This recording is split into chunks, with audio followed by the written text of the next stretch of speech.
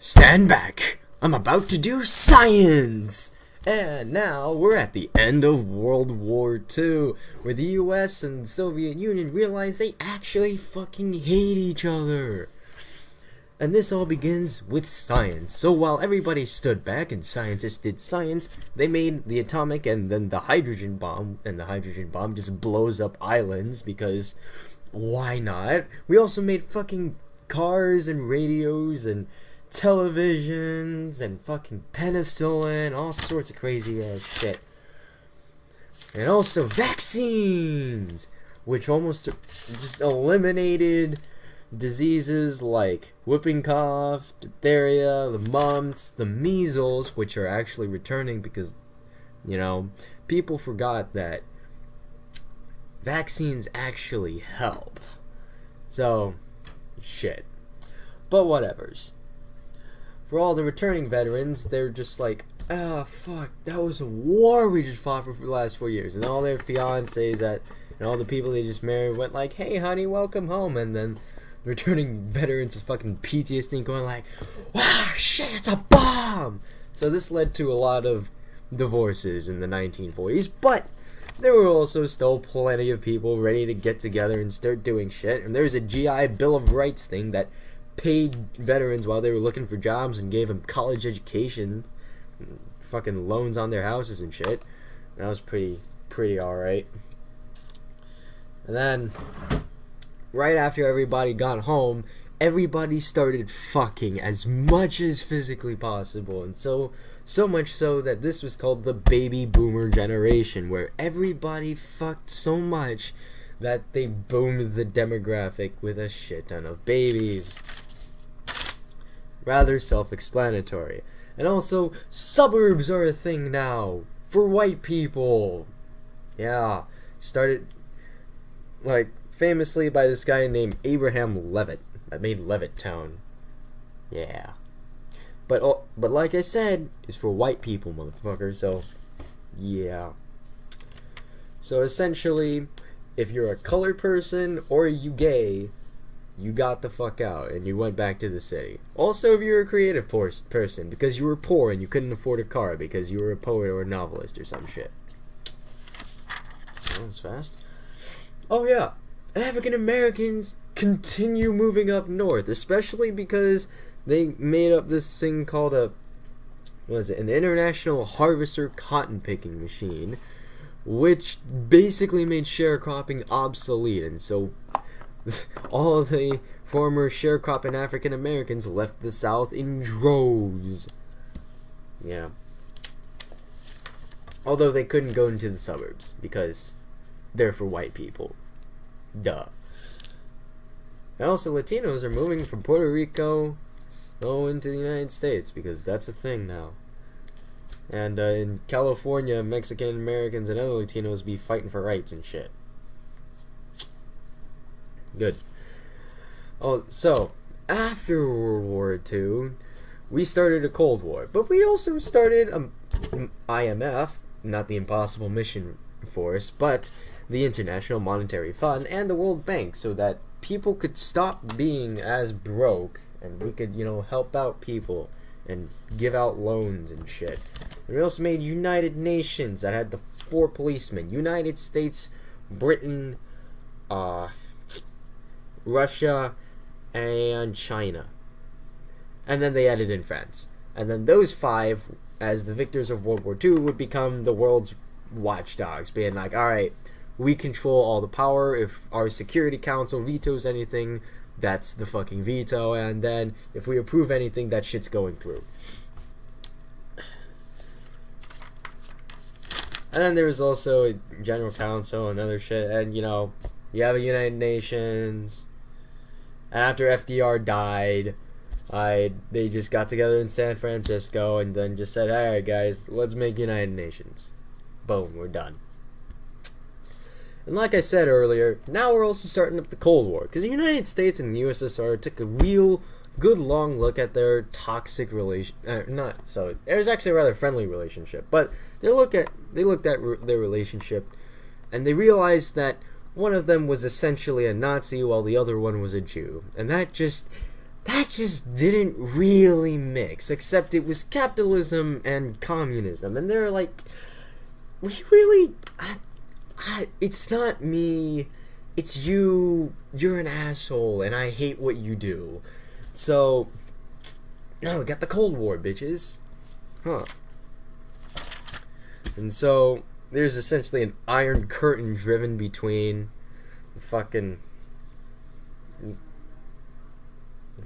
West and the East, and then Truman's trying to stand up and be strong to the Soviet Union, and the Soviet Union's just like, fuck you, bitch. And so now we got a Truman Doctrine, where we're like, alright guys, it's time to contain these motherfuckers. Better than the SCP Foundation.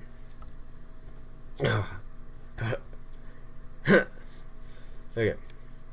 Because, you know, there's a bunch of civil wars going on everywhere, and we gotta contain that shit.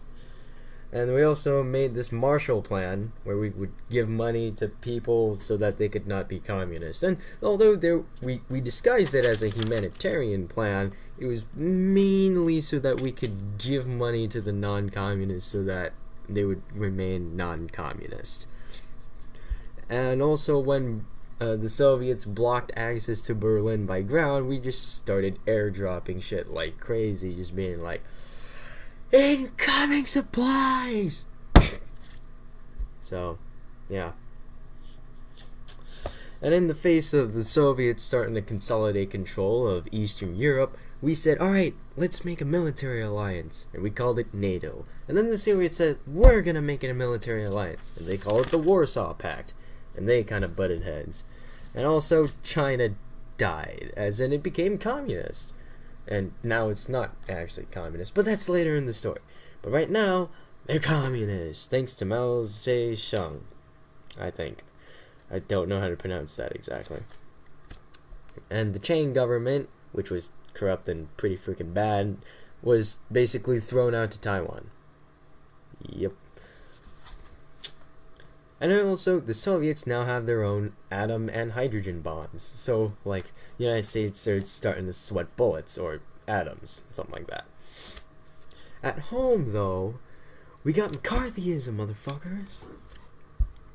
You know, Alger Hiss is a fucking Soviet spy, and Klaus Fuchs is another Soviet spy. Hiss was a State Department employee, and Fuchs was a atom bomb scientists, sold secrets to the Soviets, who implicated other people, including the Rosenbergs and David Greenglass, and then people started grouping the New Deal and the Fair Deal with communism, and then McCarthy, which was a pathological liar, started going around accusing people of being communist, and he became super fucking popular, so much so that people went like, we really hate you, but you're too popular, so we can't kill you, essentially. That is until he went over to the U.S. Army and said, alright, where are them communists? And he yelled at an attorney, and then, like, the U.S. Army guy went like, bitch, you stupid. And then he got condemned from the Senate. But that was hardly the end of the Red Scare. With also J. Edgar Hoover, the head of the FBI, being a massive anti-communist, essentially collecting intel on supposed subversive activities within all sorts of labor unions, organizations, and just essentially being the NSA is right now, but in olden times, right? And also other politicians were like, hey, it's actually really popular to hate on communists. So they made the House Committee on Un-American Activities, or the WHAC. The WHAC came over here and went like, alright, Hollywood, you're fucking communists. And so the Hollywood 10 got blacklisted. And they just started investigating as many people as possible. Yeah.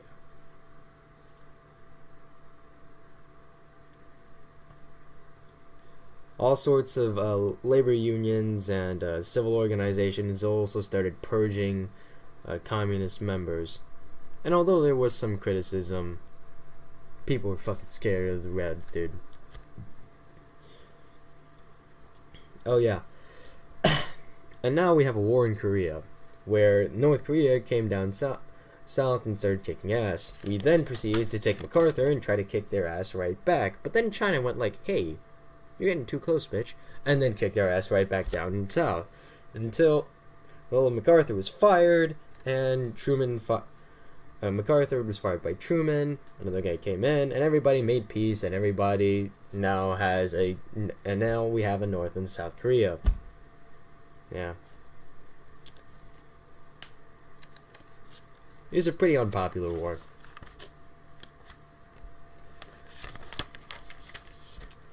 Oh. And so, in Truman's first term, this guy named Taft, son of the original Taft, passed the Taft-Hartley bill, which kind of fucked over labor organizations. Yeah, kind of sucks. And then, in the 1948 election, it was a four-way election between Truman and three other dudes. But Truman won, because he wasn't racist like the Dixiecrats of J. Strom Thurmond, and he had the support of the workers, and the Jewish, and the colored peoples, and all sorts of other peoples. And he also supported Zionism, which was just making Israel homeland for the Jews. Oh boy. Yeah. And he just won from behind. It was crazy. And he also desegregated the military. Yeah.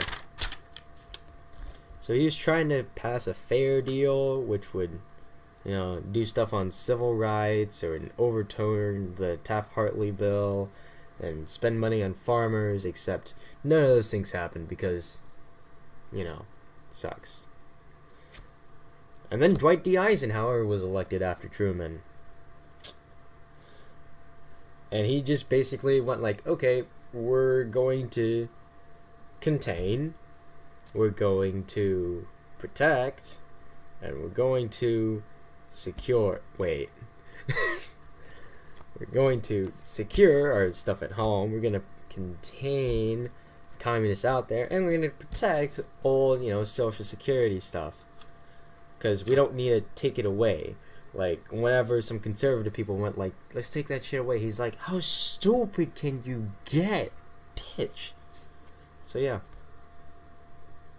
That was the 1940s to 50s, sans World War II. Good night.